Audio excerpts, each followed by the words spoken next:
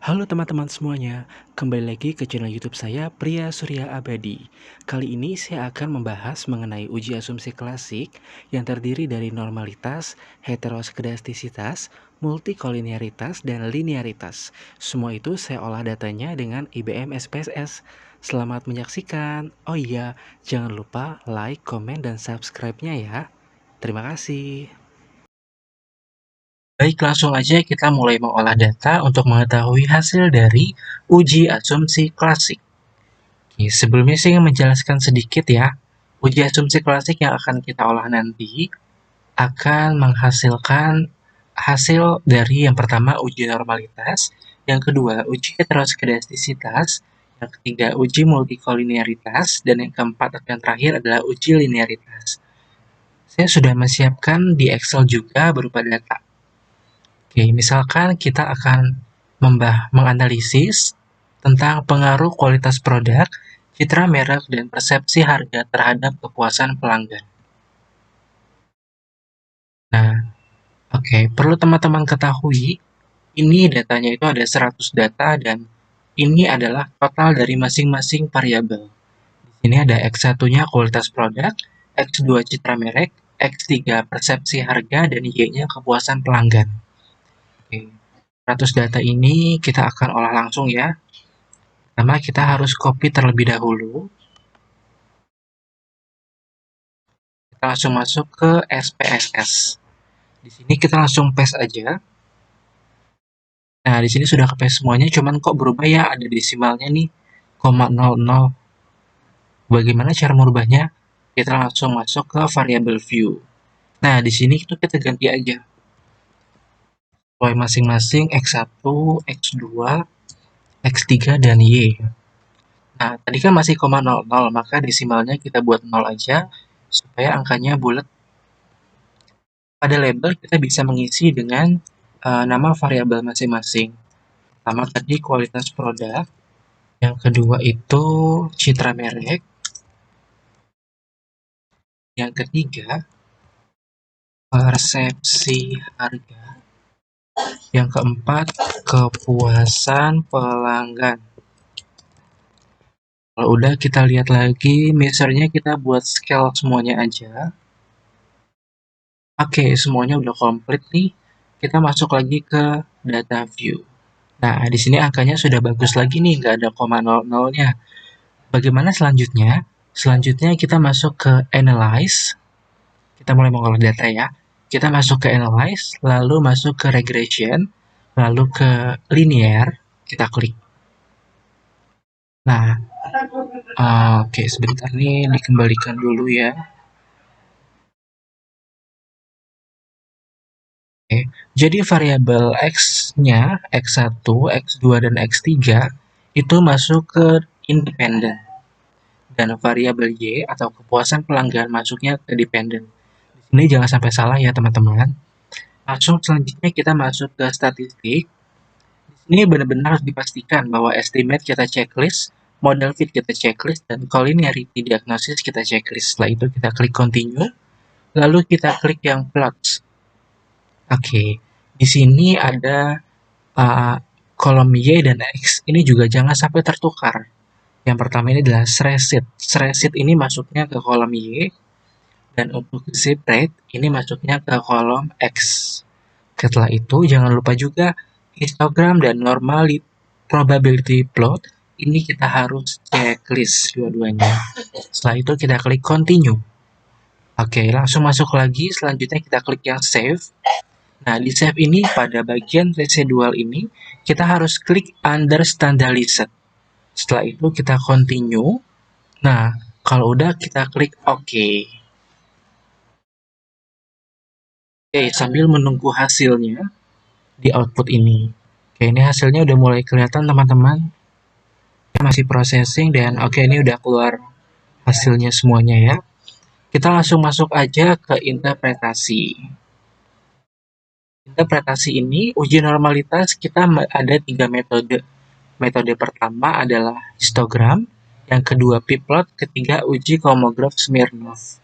Nah, yang pertama itu kita mau mengetahui hasil dari histogram. Kita lihat lagi ke output. Di output ini kita cari nih mana nih hasil dari histogram. Ini dia hasil histogram, kita copy aja. Lalu kita masuk ke Word lagi. Kita langsung paste aja. Kita baca dulu keterangannya. Histogram. Data dapat dikatakan normal apabila data tidak menyebar jauh dari garis diagonal atau mengikuti garis diagonal. Nah, data yang dimaksud itu adalah ini. Diagram batang ini adalah data, dan garisnya itu garisnya melengkung ini. Kalau kita lihat, garis ini lumayan mengikuti datanya dan tidak begitu jauh dari garis diagonal ya. Namun apabila teman-teman ragu, kita masih punya metode selanjutnya. Metode yang kedua dari uji normalitas adalah p-plot. Langsung aja kita kembali ke output. Oke, di sini kita masuk, kita cari yang output p-plot. Oke, ini hasil dari p-plot. Kita copy dan kita paste di sini. Nah, oke, kita baca keterangannya dulu. Data dapat dikatakan normal apabila titik-titik mengikuti garis. Kalau kita lihat di sini sih lumayan mengikuti garis ya, titik-titik ini. Tuh. Tapi kalau misalkan teman-teman masih ragu, kita masih bisa menguji dengan metode berikutnya. Oke, berikutnya ini adalah uji Kolmogorov Smirnov. Nah, sebelumnya itu kita belum mengolah lagi ya uji Kolmogorov Smirnov, makanya sekarang kita akan olah dulu. Yang pertama kita klik Analyze, lalu masuk ke Non Parametric Test, lalu masuk ke Legacy Dialog, kita klik yang One Sample KS. Nah, di sini under standardized ini kita masukin ke test variable list. Ingat, jangan sampai tertukar atau salah masukin. Lalu kita klik OK. Secara otomatis, nah ini datanya langsung masuk hasil dari uji Kolmogorov Smirnov. Kita copy aja dan kita paste di Word. Kita baca keterangannya. Uji ini dilakukan apakah dalam sebuah model regresi, variabel dependent, variabel independen, atau keduanya mempunyai distribusi normal atau tidak berdistribusi normal. Data dapat dikatakan normal apabila nilai signifikasinya di atas 0,05. Oke, kita lihat di tabel ini, nilai signifikasinya itu yang ini ya. Ketika kita lihat nilai signifikasinya 0,439 dan ini di atas 0,05. Oke, langsung aja kita buat kesimpulannya ya. Kesimpulan. Berdasarkan data pada tabel di atas, nilai signifikasinya adalah 0,439. Maka data tersebut dapat dikatakan normal karena 0,439 itu di atas 0,05. Oke, ini kita kesimpulan ini saya ambil berdasarkan keterangan yang sudah ada sebelumnya ya. Data dapat dikatakan normal apabila nilai signifikasi 0,05. Jadi data ini dalam uji normalitas datanya normal. Oke. Langsung aja kita masuk ke yang selanjutnya, yaitu uji heteroskedastisitas. Uji heteroskedastisitas ini saya menggunakan metode scatterplot. Untuk hasilnya sudah ada di output SPSS. Kita langsung cari aja hasil yang oke, ini dia scatterplot. Kita langsung copy aja ya. Ini untuk mengetahui uji heteroskedastisitas.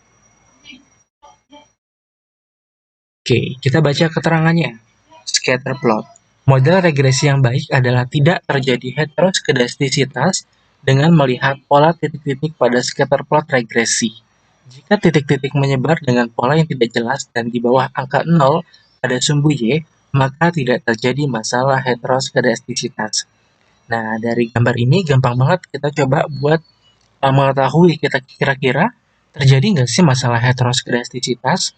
Caranya langsung masuk ke insert, lalu aku mau masuk ke shape dulu ya. Oke, ini caranya kita potong di tengah-tengah. dari atas ke bawah.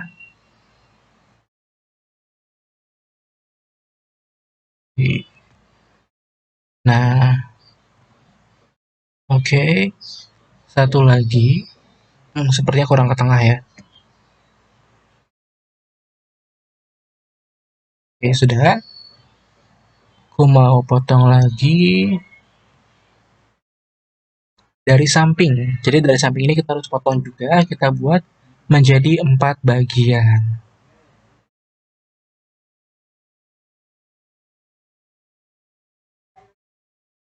Nah, di sini sudah ada 4 bagian.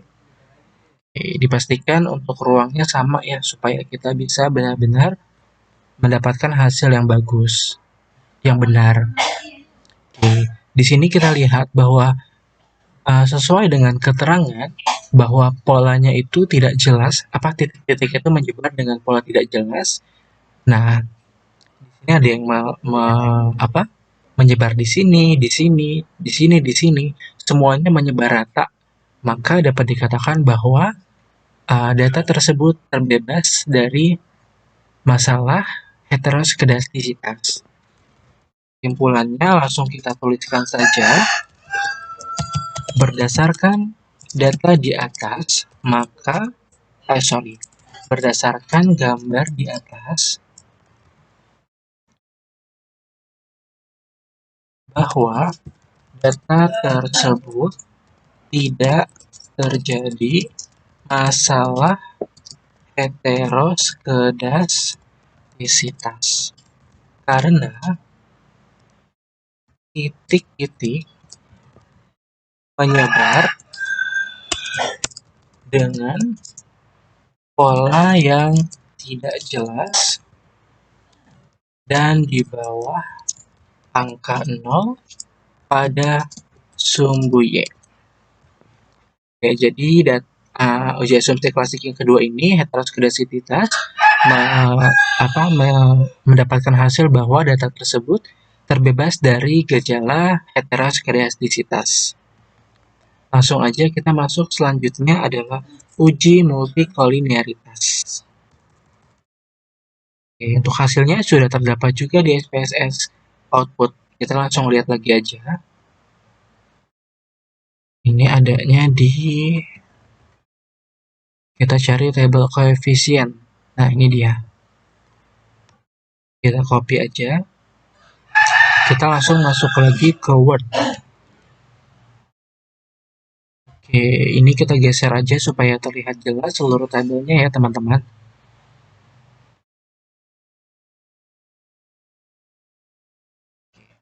Keterangannya kita baca terlebih dahulu. Suatu variabel menunjukkan gejala multikolinearitas bisa dilihat dari nilai VIF-nya atau variance inflation factor dan nilai tolerance. Jika nilai VIF-nya ini kurang dari 10 dan nilai tolerance lebih dari 0,1, maka tidak terjadi gejala multikolinearitas. Ini harus kita tandai. Oke, kita langsung lihat di sini. Untuk nilai VIF-nya itu ada di ujung sini ya, di tabel collinearity statistik. Oke, nilai VIF-nya untuk kualitas produk 1,209 ini di bawah angka 10. Berarti tidak terjadi gejala multikolinearitas. Citra merah, nilai VIF-nya 1,806 di bawah angka 10 tidak terjadi multikolinearitas. Dan yang terakhir persepsi harga 1,776 masih di bawah angka 10, maka juga tidak terjadi gejala multikolinearitas. Selanjutnya nilai tolerance. Nilai tolerance adanya di samping nilai VIF. Oke, kita lihat pertama dari kualitas produk, toleransinya 0,827. 0,827 lebih dari 0,1, maka tidak terjadi gejala multikolinearitas. Selanjutnya citra merah 0,554, ini juga lebih dari 0,1, maka tidak terjadi gejala multikolinearitas. Yang terakhir persepsi harga 0,563, ini juga di atas 0,1, maka dikatakan juga tidak terjadi gejala multikolinearitas. Kesimpulannya langsung kita tulis saja.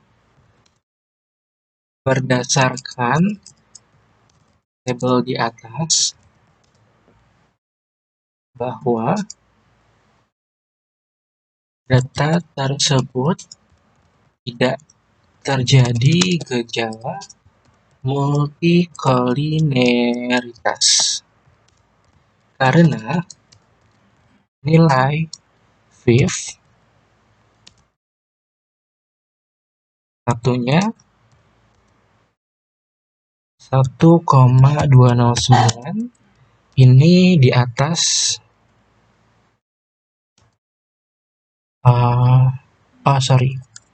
ini di bawah 10, lalu X2-nya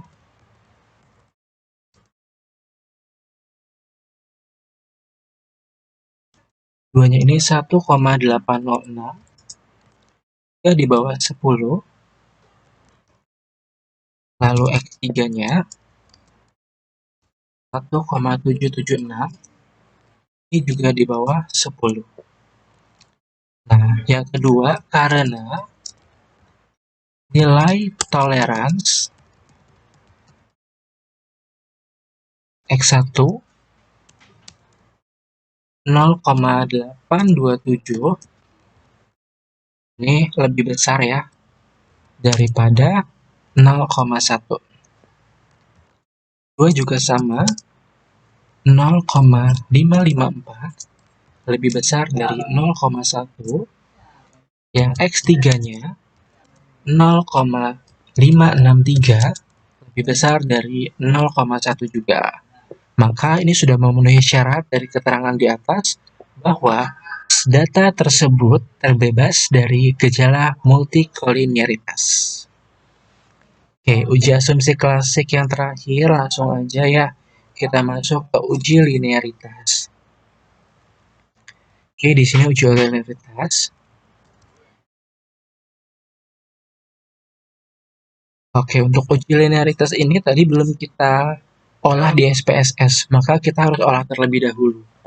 Cara untuk menguji linearitas, yang pertama kita harus klik Analyze, lalu masuk ke Compare Means, lalu masuk ke Means. Setelah itu, di sini untuk variabel X, kualitas produk, citra merek, dan persepsi harga, ini masuk ke variabel ke kolom independen. Dan untuk yang Y-nya atau kepuasan pelanggan masuk ke dependent. Setelah itu kita masuk klik yang options. Nah, di options ini kita harus checklist yang test for linearity. Setelah itu kita continue. Langsung kita klik OK. Kita cari ini mana nih hasil yang tadi.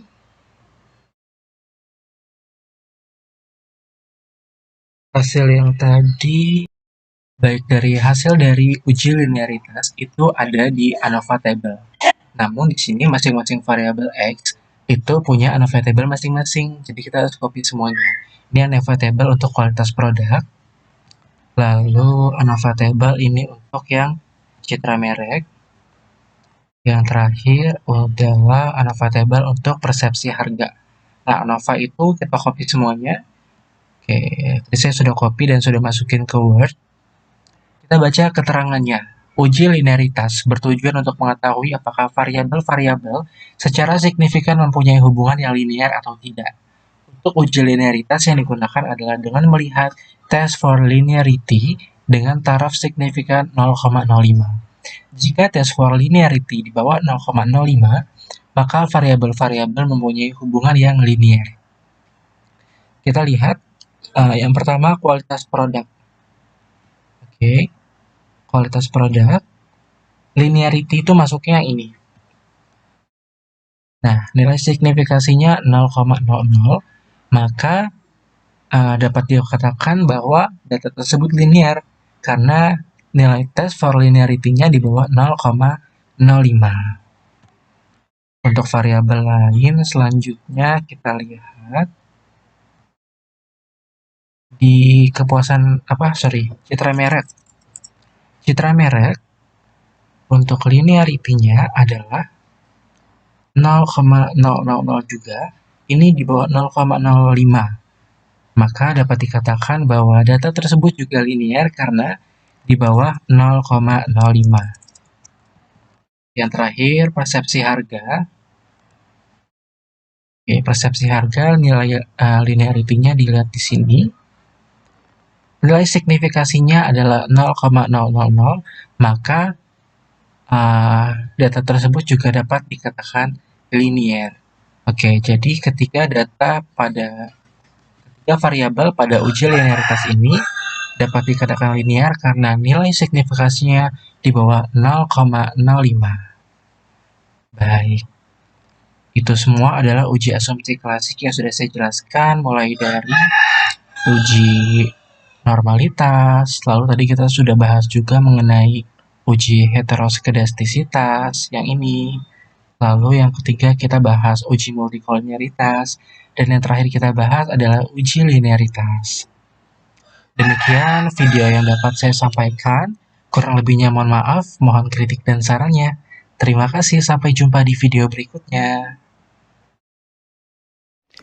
Baik, terima kasih telah menonton video saya tentang olah data uji asumsi klasik. Jangan lupa untuk like, comment, subscribe, dan share ya. Thank you, sampai jumpa.